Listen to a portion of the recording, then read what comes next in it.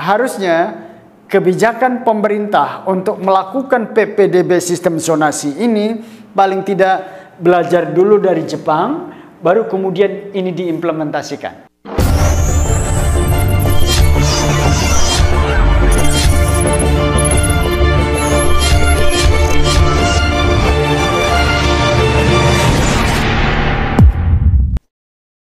Kedua,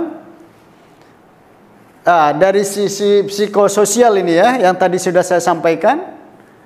Oke, kemudian ini penting saya bahas kaitannya dengan sekolah swasta. Ini juga karena menjadi perdebatan yang tidak pernah selesai juga. Pemerintah dalam membuat kebijakan hendaknya senantiasa melibatkan sekolah swasta atau yayasan penyelenggara. Itu bisa diajak kerjasama, diajak bicara. Ya, karena sekolah swasta itu juga eksistensinya sangat penting dan lebih banyak ketimbang sekolah yang dilakukan atau diselenggarakan oleh pemerintah. Dalam hal ini adalah sekolah negeri. Pengawasan pelaksanaan PPDB juga harus dipastikan agar tidak terjadi penyimpangan yang pada akhirnya merugikan banyak pihak termasuk sekolah swasta. Karena ternyata misalnya kuota yang sudah ditentukan itu kemudian terjadi distorsi, penyimpangan. Ya, sudah terpenuhi, lalu pesertanya misalnya banyak yang daftar, tapi masih tetap diterima, sehingga kemudian sekolah swasta tidak kebagian siswa ya. Lalu sekolah swasta harus terus berinovasi dan berupaya meningkatkan mutu pendidikannya agar masyarakat tertarik untuk menyekolahkan anaknya di sekolah tersebut. Ya, tentu ini saya kira daya saing ini terus harus dilakukan sehingga sekolah swasta akan menjadi pilihan pertama. Kita tidak menunggu buangan dalam tanda kutip dari sekolah-sekolah peserta didik yang sekolah di sekolah negeri yang tidak diterima gitu. Baru kemudian sekolah ke swasta ya. Ini yang terjadi debatibelnya tadi itu yang saya sampaikan di awal. Sistem zonasi pro dan kontra. Pada pandangan KPAI, sistem zonasi di negeri kita ini ya 2 tahun terakhir masih menyisakan 9 persoalan. Apa itu? Pertama, penyebaran sekolah negeri yang tidak merata di tiap kecamatan dan kelurahan. Itu pasti ya. Ya, ada beberapa kecamatan yang memiliki sekolah negeri yang berlebih, tapi ada yang tidak ada sama sekali gitu. Kedua, ada calon siswa yang tidak terakomodasi karena tidak bisa daftar ke sekolah manapun, sementara ada sekolah yang kekurangan siswa karena letaknya jauh dari pemukiman penduduk. Nah, ini terjadi di Indramayu juga gitu kan. Ini zonanya ada di wilayah ini, tapi ternyata berada di ujung sana gitu. Sehingga ini tidak bisa terakomodir. Ketiga, orang tua ngantri hingga menginap di sekolah padahal kebijakan PPDB zonasi dan sistem online memastikan bahwa di zona terdekat dengan sekolah pasti diterima. Nah, ini kadang blank spot, kemudian ada penyimpangan ya ketika melakukan sistem online ini. Keempat, minimnya sosialisasi sehingga membingungkan calon peserta didik baru dan orang tua sehingga menimbulkan kebingungan. Ya, ini saya kira tadi yang saya sampaikan kata kuncinya itu sosialisasi itu. Ya, supaya masyarakat tahu tentang kebijakan PPDB ini. Kelima, masalah kesiapan infrastruktur untuk pendaftaran secara online. Ya, kadang sekolah tertentu tidak memiliki fasilitas untuk kegiatan yang sifatnya online itu, sehingga masyarakat tidak bisa memantau. Keenam, transparansi kuota per zona yang seringkali menjadi pertanyaan masyarakat, termasuk kuota rombongan belajar dan daya tampung. Ya, ini harusnya segera kuota SMA ini, kuota SMP ini gitu misalnya, satu sekolah kuota PPDB-nya berapa, per kelasnya berapa. Ya, ketujuh, penentuan jarak atau ruang lingkup zonasi yang kurang melibatkan kelurahan. Ya, nanti disepakati kira-kira zonanya berapa gitu. Kedelapan, soal petunjuk teknis yang kurang jelas dan kurang dipahami oleh masyarakat. Ya, lalu kesembilan, karena jumlah sekolah negeri yang tidak merata di setiap kecamatan, maka beberapa Pemda membuat kebijakan menambah jumlah kelas dengan sistem 2 shift. Sistem 2 shift ini kemudian yang merugikan sekolah swasta. Ya, jadi ada image keberpihakan pemerintah kepada sekolah swasta ini juga masih cukup rendah ya. Baik. Kemudian berikutnya, dampak ikutan dari sistem zonasi ini adalah mereka yang kontra itu sampai ada yang berucap innalillahi wa inna ilaihi raji'un. Kenapa?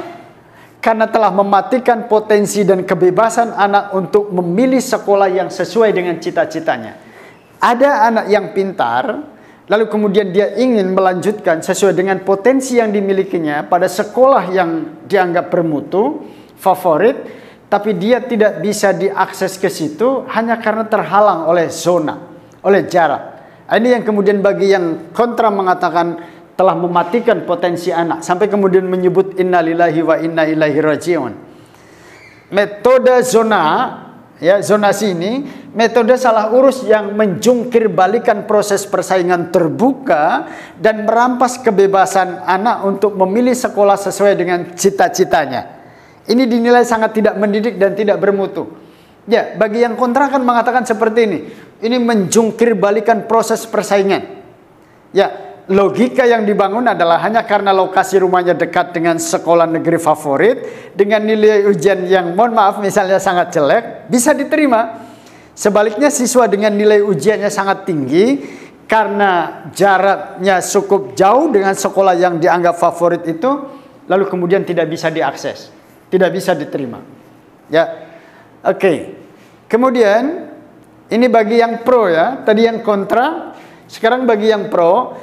Zonasi ini sebagai sebuah kebijakan yang berkeadilan. Kenapa? Karena sekolah bermutu, sekolah yang berkualitas, sekolah favorit itu juga hak setiap warga negara. Dan itu dijamin oleh undang-undang.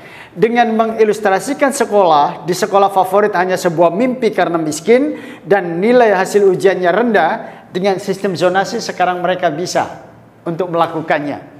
Lalu kemudian berikutnya, sekolah favorit itu kini memiliki tugas besar mengubah anak didik dengan nilai ujian rendah menjadi pintar, tidak berdaya, menjadi berkualitas. Tadi yang saya sampaikan, mengubah sampah menjadi kosmos, ya, kompos, ya itu menjadi tantangan gitu.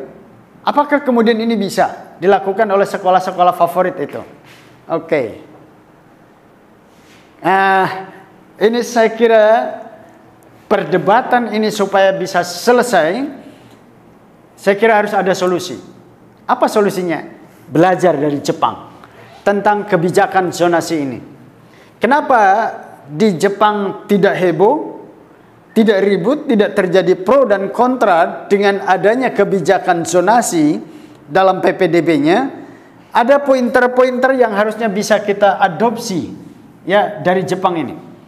Pertama, semua sekolah sama standar kualitasnya. Tidak hanya proses pembelajaran yang standarnya sama, tetapi fasilitas yang dimiliki sekolah juga sama. Nah ini, yang jadi persoalan di kita ini kan ketika ada sistem zonasi, ada sekolah bagus, ada sekolah yang tidak bagus gitu. Ada sekolah yang berkualitas, ada yang sekolah tidak. Sementara di Jepang, semua sekolah itu sama. Berkualitas semuanya. Yang kedua, guru di rolling.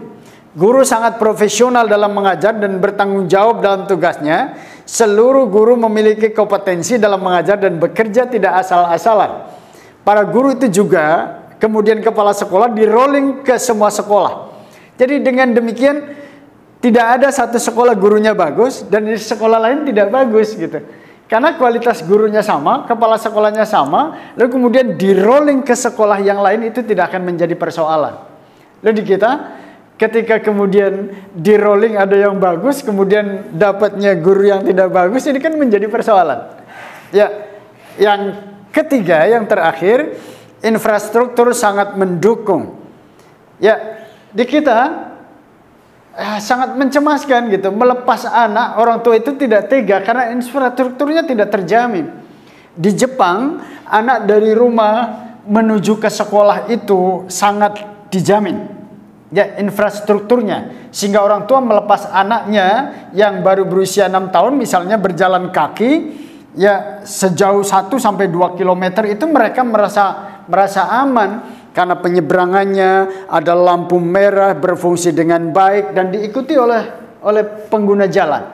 Ya, saya kira harusnya kebijakan pemerintah untuk melakukan PPDB sistem zonasi ini paling tidak belajar dulu dari Jepang, baru kemudian ini diimplementasikan. Saya kira ini beberapa hal yang terkait dengan persoalan kebijakan PPDB sistem zonasi. Mudah-mudahan dari tahun ke tahun ini akan semakin baik. Lalu dengan demikian maka masyarakat tidak terjadi komplain terhadap kebijakan PPDB ini. Baik, saya kira ini yang bisa saya sampaikan. Kita ketemu lagi di momentum yang berbeda. Terima kasih. Assalamualaikum warahmatullahi wabarakatuh.